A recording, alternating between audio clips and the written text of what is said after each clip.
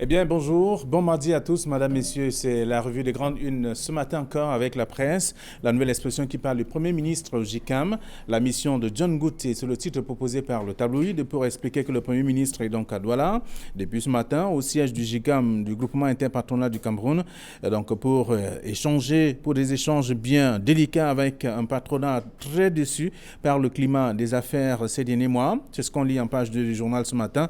Le même journal parle également des litiges fonciers, du mauvais jeu au MINCAF. Certains fonctionnaires ont défié d'ailleurs la Cour suprême, soumettant donc le ministre des Domaines à une mauvaise lecture d'une situation à Douala 3e. C'est en page 3 du journal ce matin qui parle également de l'hypertension artérielle, l'urgence d'un dépistage, le nombre d'AVC, de crises cardiaques a accru, d'où cet appel urgent au dépistage. C'est la Fondation Camerounaise du Cœur qui le rappelle également ce matin dans le journal La Nouvelle Expression, qui parle de Coupe de la CAF, Coton Sport de Garoua, bien parti. Le club camerounais a battu d'ailleurs son homologue Djaraf du Sénégal au match aller des quarts de finale. C'est ce qu'on lit en page 11 du journal également. Et on parle aussi de la mairie de Dibombari, l'exécutif en ébullition. Rien ne va plus entre le maire et notamment certains de ses adjoints, ce qui laisse d'ailleurs présager le blocage même de certaines activités. C'est ce qu'on découvre en page 5 de la Nouvelle Expression ce matin. L'autre journal en kiosque, c'est Vision économique qui parle de performance économique,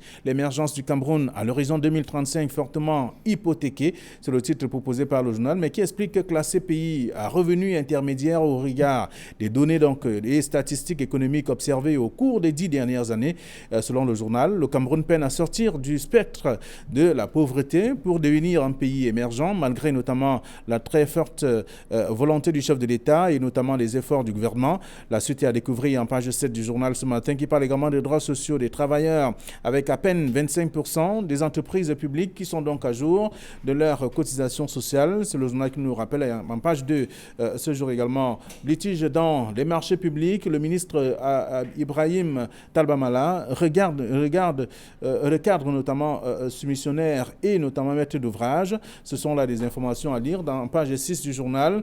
Vision économique en kiosque ce matin. Repère parle bien sûr d'autre chose, parlant des scandales gouvernement Covidé. C'est ce que le journal propose, avec des visages des membres du gouvernement bien connus qui sont également à la une du journal ce matin. Autant de dossiers à découvrir dans le journal. Et aussi le quotidien Le Jour qui parle d'atteinte à la liberté de la presse quand la loi antiterroriste traque les journalistes. C'est en page 3 du journal. Le même journal parle également des Toudi, un quartier de Yaoundé avec les arracheurs de sacs qui sont de retour. Selon bien sûr le journal, il se passe plus des heures, en tout cas 2 heures sans qu'on entende parler des femmes qui crient, qui également se sont fait arracher leur sac à main. Ce sont les éléments proposés par le journal Le Jour ce matin. Mutation qui en kiosque s'intéresse à l'actualité et parle également du Fonds monétaire international et le Cameroun. L'accord qui mijote, c'est le titre proposé par le journal pour expliquer simplement qu'il s'agit là, avec cette question, pourquoi le pays sollicite davantage ou alors à nouveau le Fonds monétaire international, à lire dans page 7 du journal.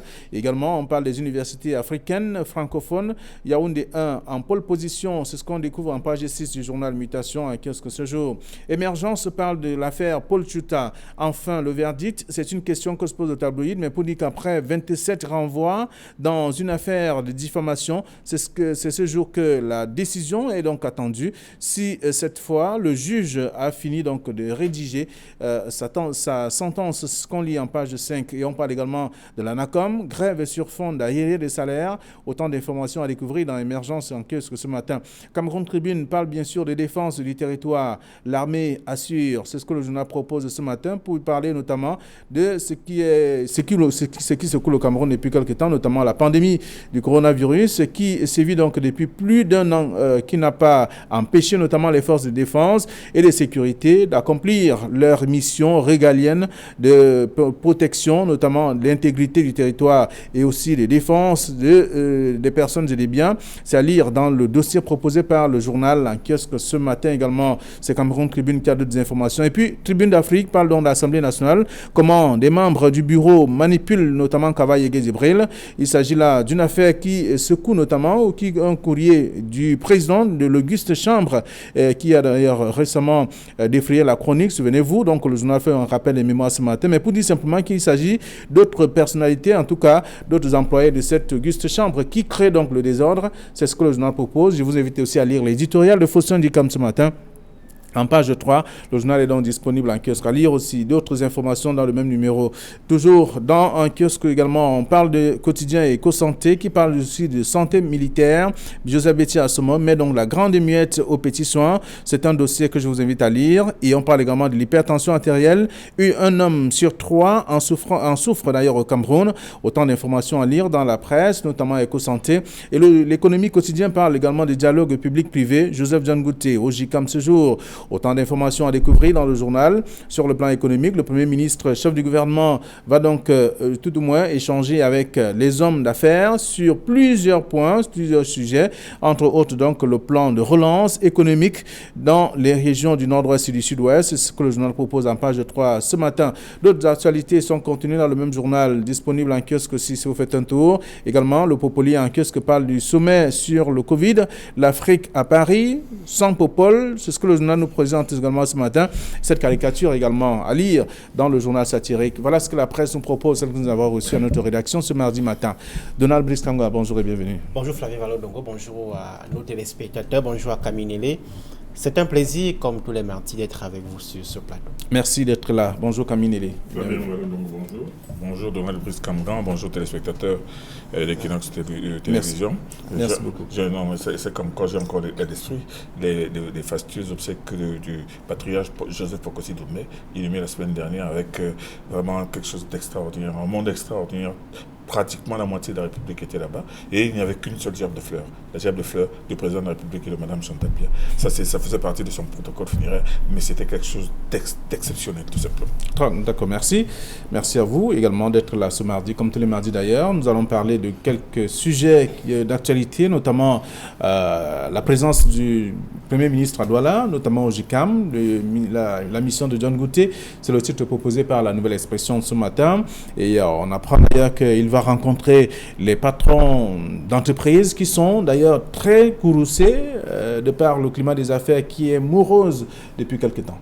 Mais on assiste à quelque chose d'inédit, c'est-à-dire qu'au lieu que ce soit les patrons qui aillent à la rencontre du Premier ministre, c'est le Premier ministre qui descend à eux, c'est la montagne qui vient à eux et qui les rencontre. Il est vrai qu'il y a eu un coup de froid qui persistait entre le patronat camerounais et le gouvernement suite au clash survenu il y a quelque temps quand ayant invité le ministre de la Justice Garde des Sceaux pour que ce dernier vienne discuter avec les hommes d'affaires, non seulement du climat judiciaire au Cameroun et l'incidence sur les affaires économiques.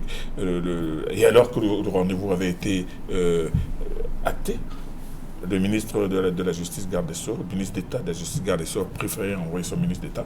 Bien évidemment, des patrons du JCAM ont très mal pris la chose et ont refusé de le recevoir. Ça a été perçu d'une part comme une gifle des hommes d'affaires vis-à-vis de l'exécutif, mais d'autre part aussi ça a été perçu comme une réponse méritée à un ministre de la Justice que l'on attendait pour qu'on discute face à face des choses importantes. Alors aujourd'hui, on voit le Premier ministre, chef du gouvernement, dans son style bien à lui, descendre lui-même sur le terrain, ce qui est un bon point, un bon pas pour le gouvernement, dans le sens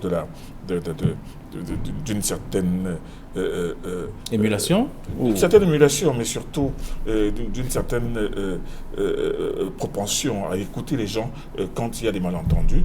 Et ce malentendu, il faut dire qu'il était persistant. Donc, le Premier ministre ce matin, c'est pour ça que la nouvelle expression parle de la mission de John Gouté. Sa mission, ce ne sera pas seulement de venir rencontrer les hommes d'affaires et de faire risette avec eux, mais de débattre d'un certain nombre de choses et surtout de leur donner des gages de l'engagement du gouvernement à les accompagner. Certainement aussi, on en parle, de la perspective de ce que les hommes d'affaires peuvent apporter comme contribution justement dans la reconstruction du nord-ouest et du sud-ouest. Donc ça va être quelque chose d'assez intéressant et on attend les commentaires d'après et demain.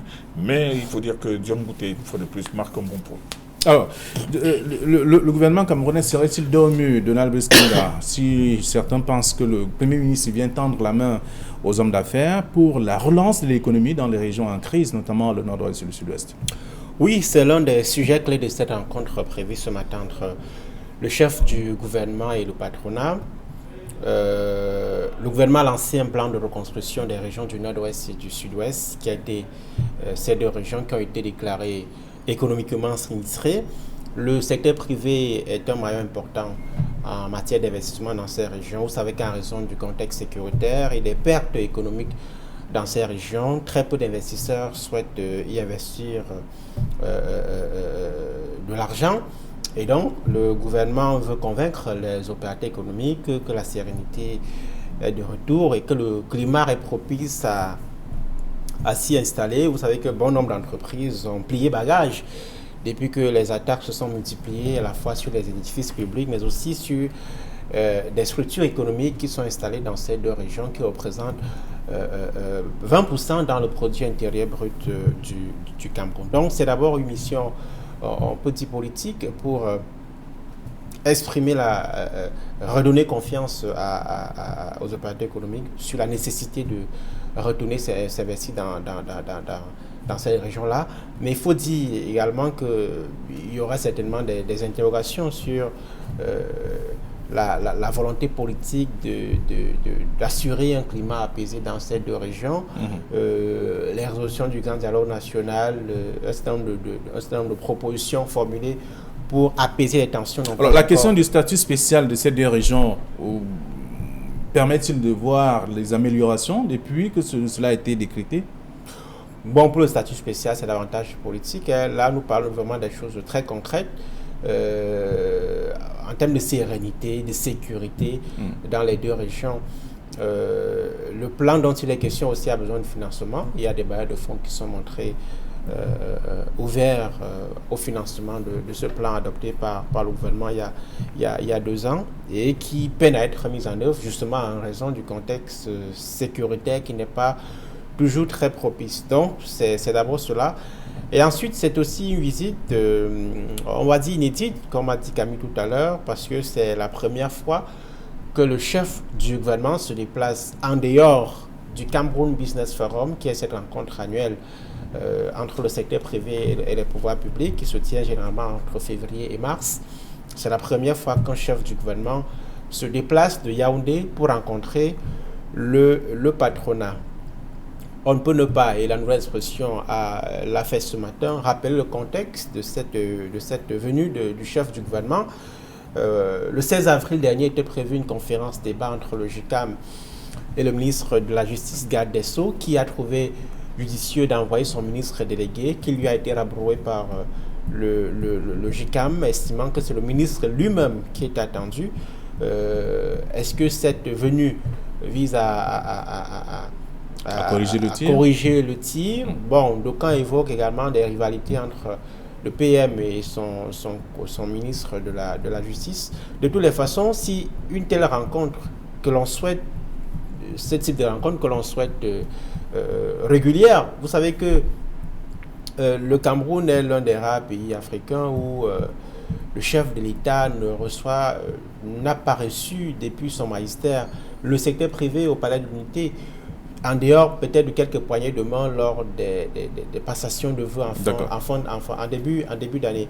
Donc, c'est une rencontre qui est censée en fait être classique. Le secteur privé vit dans un environnement juridique sécuritaire qui est mis en œuvre, implémenté par l'exécutif. Il n'est pas approprié que le dialogue soit rompu entre les deux parties. Alors, on voit bien le titre de la nouvelle expression parlant de la mission de John Gouté, également le quotidien, je veux dire l'économie qui parle de dialogue public-privé. John Gouté au GICAM ce jour.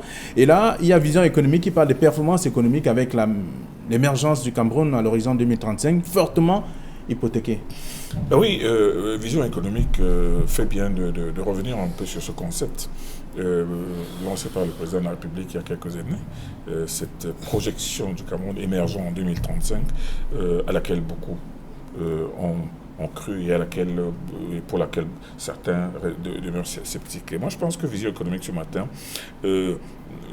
reconnaît que le Cameroun, bien que classé comme pays à revenu intermédiaire, dans les sondages des dernières années, peine vraiment à se mettre vraiment en selle pour cette émergence en 2035 et 2035, c'est dans 14 ans seulement.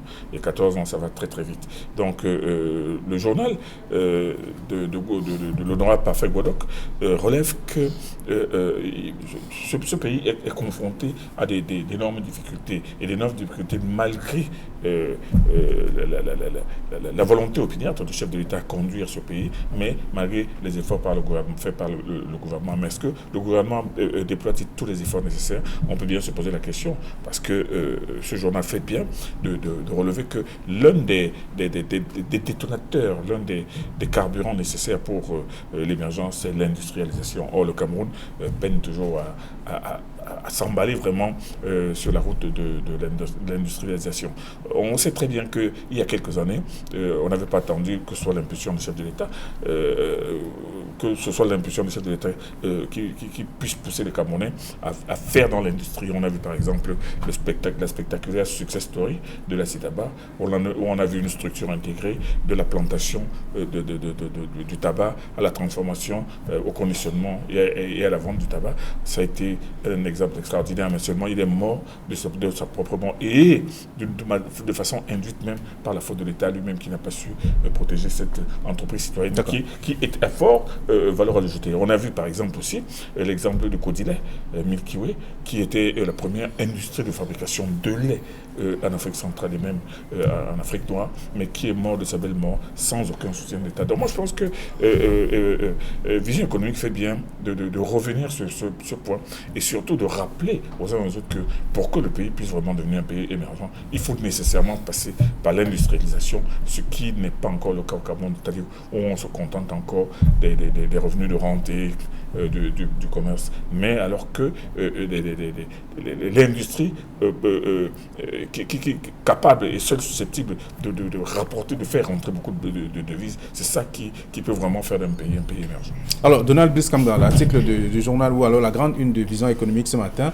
rappelle quand même que pour que le Cameroun atteigne le cap des pays industrialisés, le chemin est encore bien long et parsemé d'embûches. Oui, sur ce plan-là, on est tout à fait d'accord, mais je ne partage pas le fatalisme, entre guillemets, de ce journal. J'ai lu, parcouru un peu, il parle de projections, de difficultés insurmontables. Non, ces difficultés ne sont pas insurmontables. Il y a des propositions qui ont été faites, notamment par le secteur privé, on en parlait tout à l'heure, qui peuvent permettre de retrouver les chemins de la croissance. Évidemment qu'avec le temps qu'on a pris, les difficultés s'amoncellent. On ne peut pas aujourd'hui se projeter en matière économique sans tenir compte des contraintes politiques que l'on a. Je parle de la crise dans les régions du nord-ouest et du sud-ouest. La valeur de ces deux régions dans le PIB national n'est pas à négliger. On a l'extrême nord qui est un front important, qui est une région importante. Ces trois régions, je vous le rappelle encore, ont été déclarées économiquement sinistrées. On n'a pas de perspective claire sur la relance de la production dans ces trois régions importantes. On a une dette aujourd'hui de plus de 10 000 milliards de francs CFA. Le ministère des Finances dit certes qu'elle est soutenable, mais on n'a pas de retombées sociales de ces enveloppes que l'on ne fait qu'encaisser au fil des années. Il y a le climat des affaires dont on parlait tout à l'heure. Pour qu'un pays soit émergent, il faut que le secteur privé soit dans un environnement des affaires qui soit serein, qui soit assaini. La lutte contre la corruption, la facilité de création des entreprises, leur durabilité, ainsi de suite. Donc, c'est un ensemble de questions. La sécurité judiciaire. La sécurité judiciaire, dont le ministre Esso devait parler avec les opérateurs économiques. C'est encore n'a malheureusement pas eu lieu. Donc, c'est cet ensemble de questions qu'il faut pouvoir adresser. Or, on a aujourd'hui une contrainte qui est conjoncturelle, la crise du coronavirus. On espère que d'ici là, l'horizon va s'éclaircir. Donc, l'ensemble de ces difficultés viennent s'ajouter à des difficultés que nous avions déjà. La qualité de la dette, nos investissements, ces barrages qu'on a créés ça et là, et qui n'ont pas d'impact significatif sur la desserte en énergie électrique, l'accès à l'eau. Donc, c'est l'ensemble de ces questions qu'il faut pouvoir adresser. Un secteur important, l'agriculture. Que sont devenus les groupes d'initiatives communes?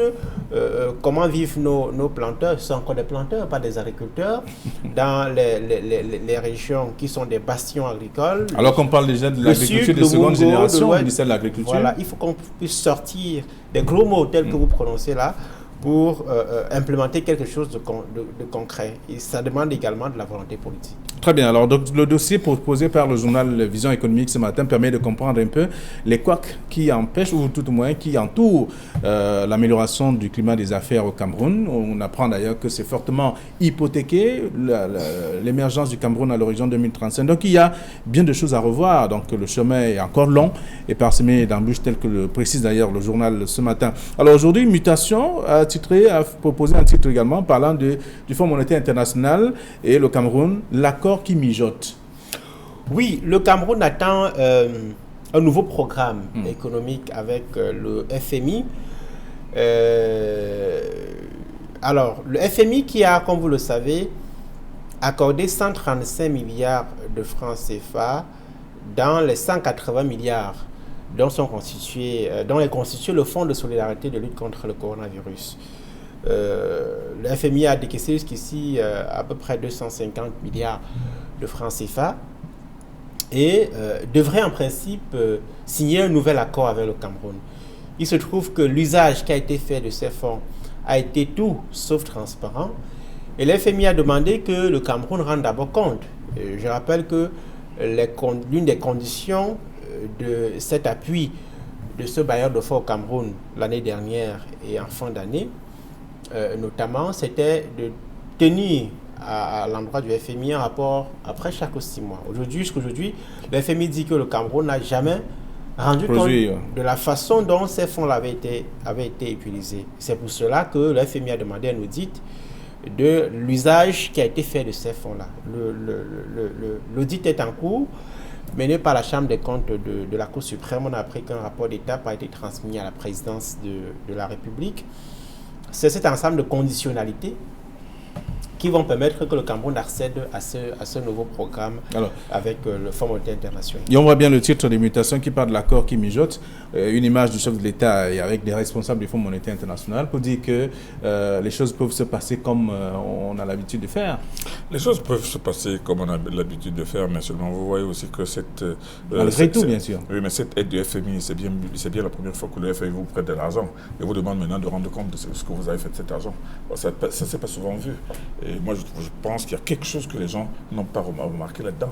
C'est-à-dire qu'on vous prête de l'argent et de l'argent même, en fait, qui sera rendu parce que au milieu de cet argent, on vous donne l'argent pour gérer le Covid et l'argent du Covid qui va être remboursé. Mais seulement on vous demande, vous avez même fait quoi de cet argent? Bon, c'est vrai que les problèmes de gouvernance sont des problèmes assez cruciaux dans ce pays, mais on se retrouve aujourd'hui dans une situation telle que les gens la grande opinion a l'impression que l'argent du FMI a été tout simplement croqué par les ministères et par toutes les structures qui ont bénéficié de cet argent. Mais cela est-il vrai? Parce qu'on regarde par exemple, à voir les titres des journaux aujourd'hui et à voir surtout la jubilation que l'on enregistre dans les réseaux sociaux, on réalise que bon voilà, maintenant c'est l'heure de rendre compte. Mais sur le terrain, et bon, moi je me suis même posé la question, au moment où on repartissait cet argent, on a donné cet argent pour que les gens en fassent quoi? Leur avait-on donné des feuilles de route? Leur avait-on demandé maintenant de rendre compte en faisant des rapports? Et maintenant, après coup, maintenant quand on se rend compte que cet argent n'est peut-être pas été utilisé comme il fallait, maintenant on est en train de créer une sorte d'inquisition qui amène tout le monde devant le tribunal criminel spécial. Et vous voyez, devant le tribunal criminel spécial, on se demande bien, est-ce le début d'une opération, d'une super inquisition où tout le gouvernement passe là-bas en présumé. Et le père en a d'ailleurs fait un titre ce matin avec le visage de toutes ces personnalités, absolument, y compris du Premier ministre à plusieurs autres membres du gouvernement. Et c'est pour ça que je me pose la question, pourquoi les passer devant le tribunal criminel spécial, qui lui-même est une structure fortement répressive? pourquoi n'avoir pas monté une commission normale chargée de faire le tour des ministères et de demander à chaque ministère, à chaque patron, parce que c'est aussi humiliant de voir toutes ces personnalités passer devant le tribunal, devant un commissaire divisionnaire, le jeune commissaire divisionnaire et la jeune chargée de ce tribunal, où les gens vont devoir s'asseoir, mettre les mains derrière le dos et commencer à dire que moi j'ai fait ci, j'ai fait ça. Moi je pense aussi que cette manière aussi de présenter le problème et de présenter la suite de la gestion de cet argent en donnant l'impression de jeter le gouvernement en pâture devant la justice. Moi, je dis qu'il y a quelque chose d'assez malsain là-dedans. Alors, le repère a-t-il fauté en présentant les visages de ces membres du gouvernement partant de son chef?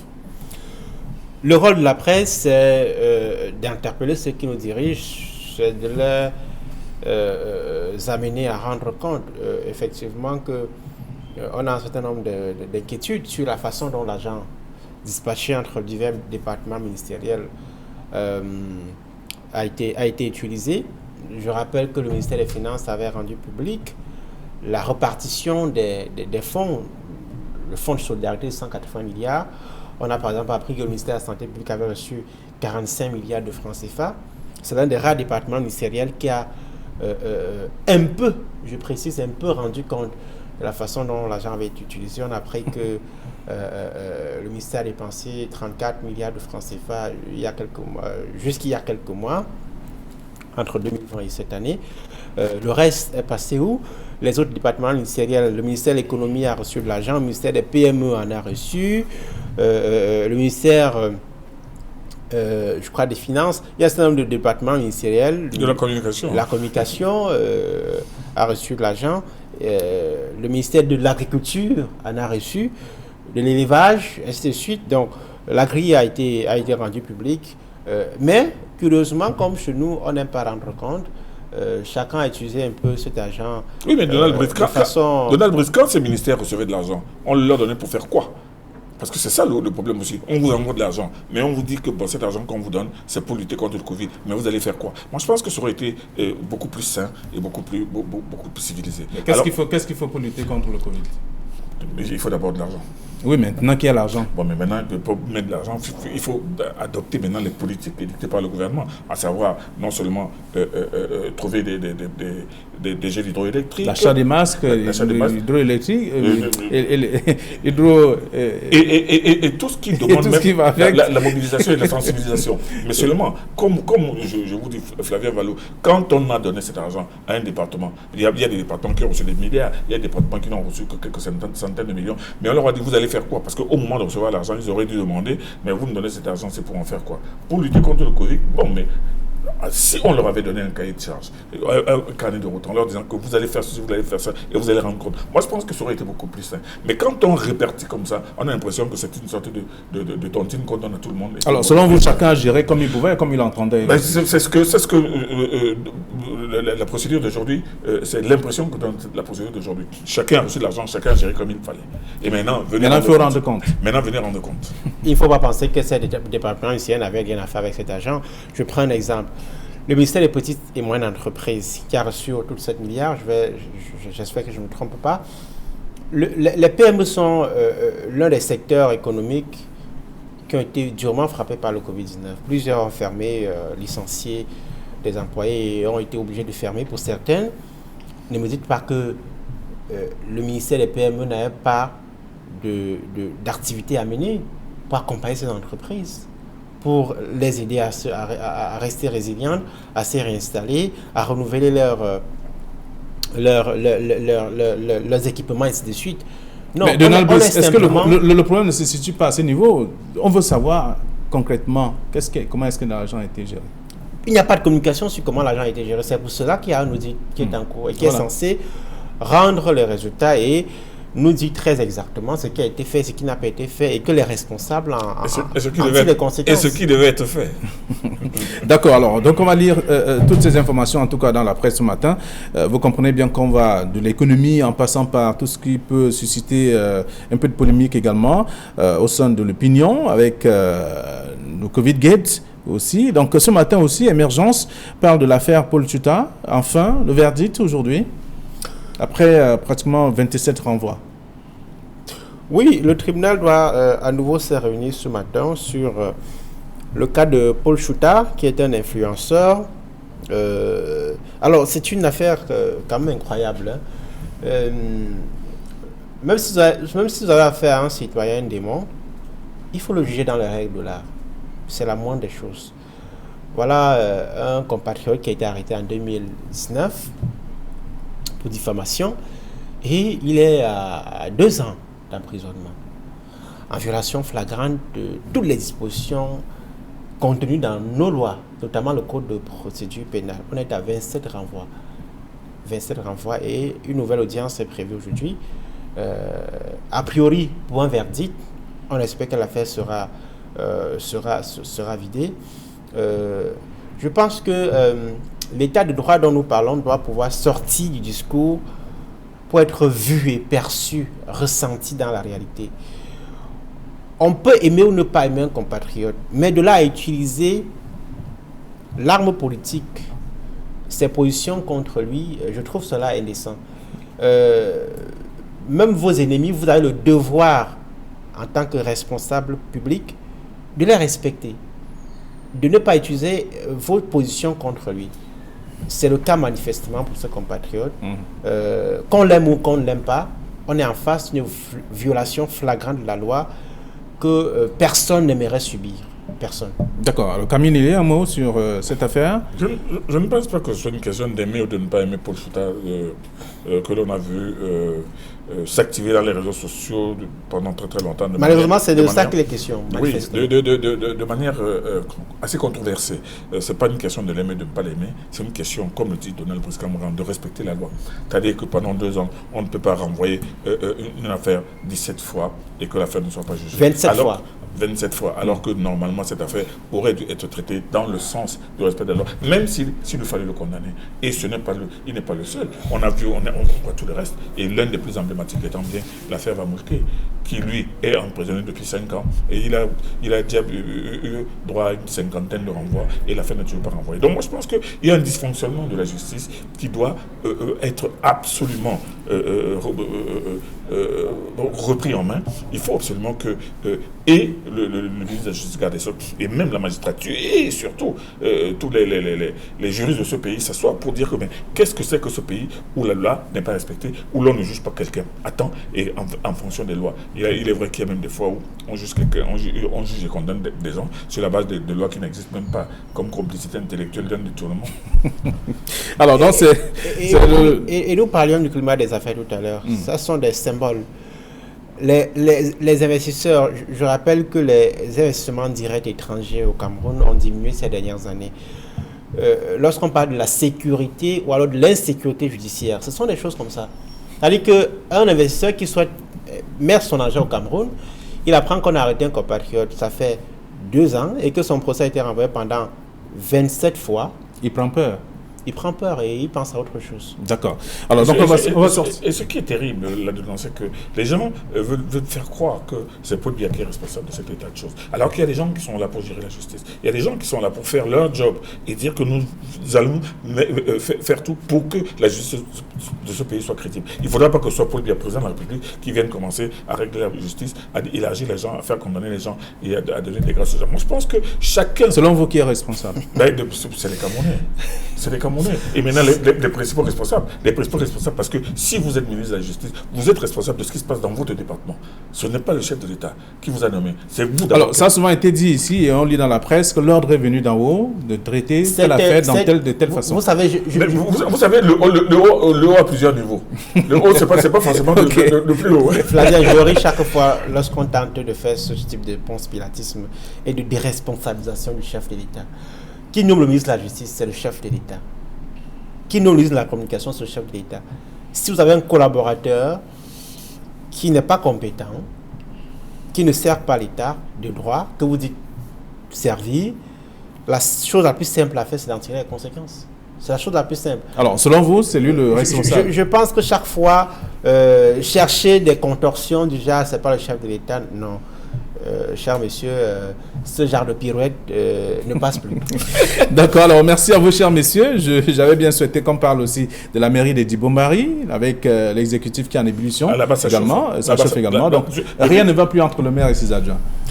Oh, cette tension, c'est la nouvelle expression qui nous l'apprend ce matin. De toutes les façons, je pense qu'il y a un cadre légal qui est en place, c'est le Code général des collectivités territoriales décentralisées. Il n'y a qu'à respecter ce texte, même si évidemment on voit très bien que l'administration centrale a de la peine à se départir des compétences qui lui étaient dévolues jusque-là. Évidemment, avec les moyens qui vont avec, les collectivités territoriales décentralisées ont en théorie désormais un bon nombre de compétences et de prérogatives. Kaminili, 30 secondes, vraiment pour sortir. Je veux dire que c'est surprenant dans cette mairie de gagner de haute lutte par Paul Éric King. Malheureusement, il est mort aujourd'hui. S'il était vivant, on l'aurait certainement entendu. C'est Dibombari, c'est pas Djomé Pedja. Mais c'est Dibombari, c'est le parti de Paul Éric King qui a gagné la mairie de Dibombari. MPCN. Oui, c'est le MPCN qui est majoritaire d'ailleurs là-bas. Et moi je pense que si le pauvre Éric King est certainement en train de se retrouver dans sa tombe, mais il se dit que, selon la nouvelle expression, que ça ne veut pas. Le maire, entre le maire et ses adjoints, vraiment, s'il regarde en chien de faïence, le ciel est plein de nuages, donc on le constate. Vraiment, le ciel est plein de nuages. Vous aurez l'occasion de lire la presse ce matin. Faites un tour en kiosque, vous serez davantage informés. Alors, on se donne rendez-vous demain. Il sera 9h20 sur Equinox. Bonne journée et surtout, soyez prudents. Protégez-vous. Respectons les mesures barrières.